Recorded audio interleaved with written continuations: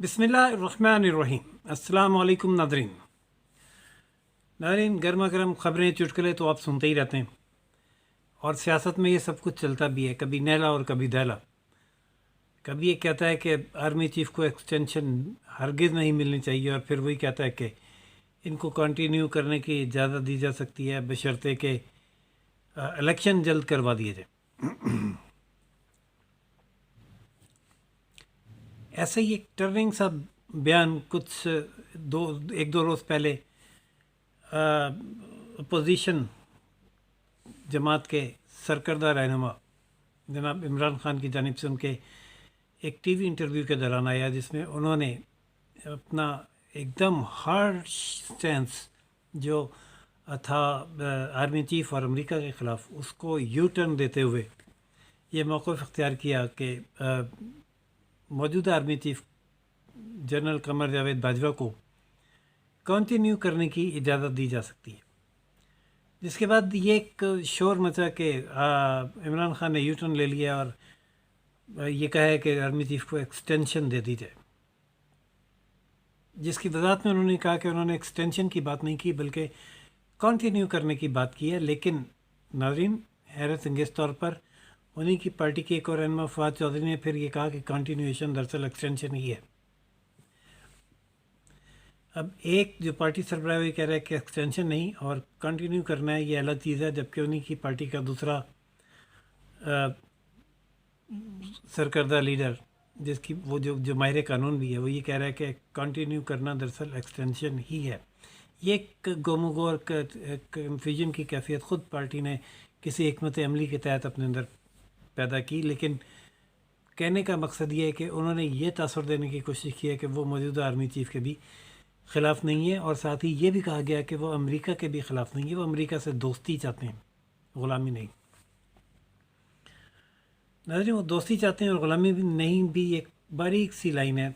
یہ وہ امریکہ ہے جس کے بارے میں حکومت ختم ہونے کے بعد سے اب تک انتہائی سخت لائن لی گئی کہ ہمارے خلاف سازش ہوئی، امریکن سائفر آ گیا، ہمارے اندرونی معاملات میں مداخلت ہوئی، ہماری حکومت گرائی گئی، امپورٹڈ حکومت مسرت کی گئی، اور اب یہ کہا جا رہا ہے کہ ہم دوستی چاہتے ہیں اور کبھی بھی اس کے مخالف نہیں تھے، غلامی نہیں چاہتے۔ لیکن ناظرین، آپ کا ایک بہت ہی کوئی اچھا دوست آپ سے کوئی کام کہے اور آپ اس کو انکار کر کے دیکھیں ذرا، اور پھر اس کو برا بھلا بھی کہیں، دیکھتے ہیں دوستی کب تک اور کیسے اور کتنا عرصہ برقرار رہتی ہے۔ بہرحال سٹینس چینج ہوا ہے، اور امریکی نمائندوں سے بھی ملاقاتیں خفیہ طور پر کی گئی ہیں جو سامنے آ گئیں، جس کی تصدیق بھی کر دی گئی۔ جب بات آئی ایکسٹینشن کی، تو پی ڈی ایم کے سربراہ مولانا فضل الرحمان پی ڈی ایم کے سربراہ مولانا فضل الرحمان نے بھی پھر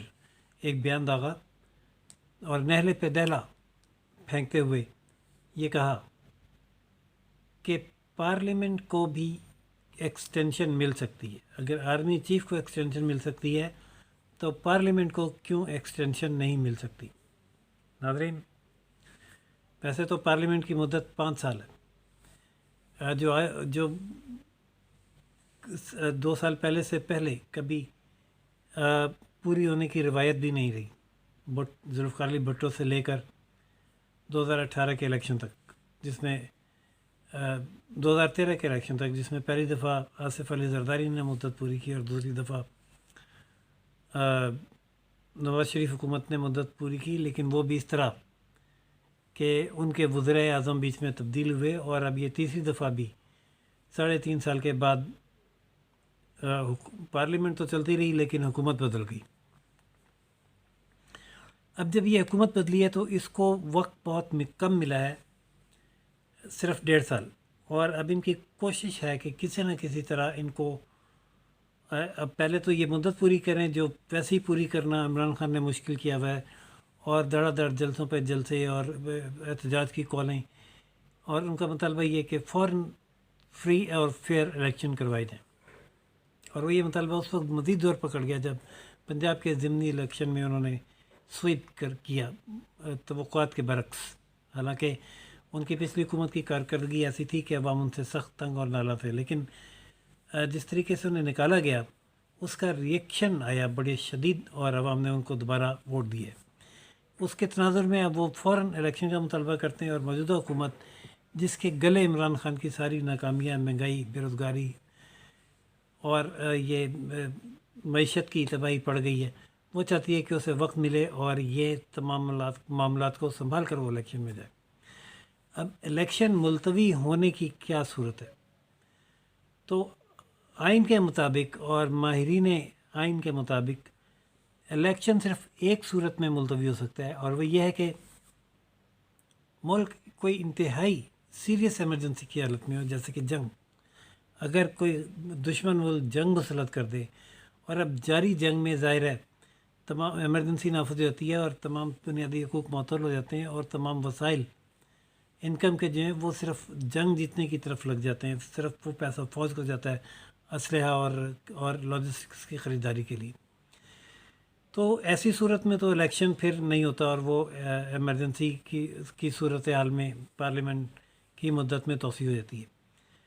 مزید کیا صورتحال ہے؟ ایک اور صورت بھی کچھ ماہرین کہتے ہیں کہ اگر کوئی بہت بڑا زلزلہ جس نے اتنی بڑی تباہی مچا دی ہے، یا ایسا سیلاب جس نے اتنی تباہی مچا دی ہے کہ حکومت کے لیے معاملات کو سنبھالنا مشکل ہو گیا ہو، نظام مملکت درم برم ہو گیا ہو، اور بے تحاشا بجٹ درکار ہو ری ایبلیٹیشن کے لیے، تو ایسی صورت میں بھی ایمرجنسی نافذ کر کے پارلیمنٹ اپنی مدت میں توسیع کر سکتی ہے۔ لیکن یہ پروویژن جو ہے یہ تھوڑی اس میں فورس کم ہے اور تھوڑی کمزور دکھائی دیتی ہے۔ جنگ والی صورتحال میں تو یقینی طور پر ایسا ہے کہ پارلیمنٹ مدت ایکسٹینڈ کر سکتی ہے، لیکن جو موجودہ سیلابی صورتحال ہے اس میں بھی ہم نے دیکھا کہ تباہی اس قدر وسیع اور عریض ہے، جو پہاڑوں سے شروع ہوئی ہے اور سندھ تک، کہ گاؤں کے گاؤں بہہ گئے ہیں، کھڑی فصلیں تباہ ہو گئی ہیں، ہزاروں کی تعداد میں مکانات اور عمارتیں منہدم ہو گئی ہیں، پل گر گئے ہیں، راستے بند ہو گئے ہیں، حتیٰ کہ بلوچستان میں گندم پہنچانا ناممکن ہوا ہے۔ یہ تباہی جب اقوام متحدہ کے نمائندے نے یہاں پاکستان میں آ کر دیکھی تو ان کی اپنی آنکھوں میں بھی آنسو آ گئے، اور انہوں نے قرار دیا کہ یہ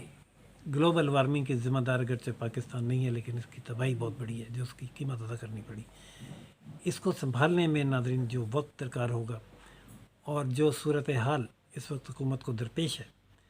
اس میں یہ کہا جا رہا ہے بعض ماہرین کی جانب سے کہ ہو سکتا ہے کہ کوئی ایسی صورتحال پیدا ہو کہ پارلیمنٹ کی مدت میں توسیع کرنی پڑے۔ اگر ایسا ہوتا ہے تو یہ عمران خان کے جلد الیکشن کے متعلق پر حکومت کی جانب سے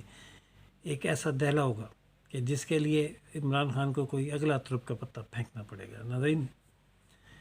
کیا صورتحال ہوتی ہے؟ سیاست کیا رخ اختیار کرتی ہے؟ کیا یہ سیلاب حکومت کی مدت ملازمت میں توسیع کا جواز بنے گا یا نہیں؟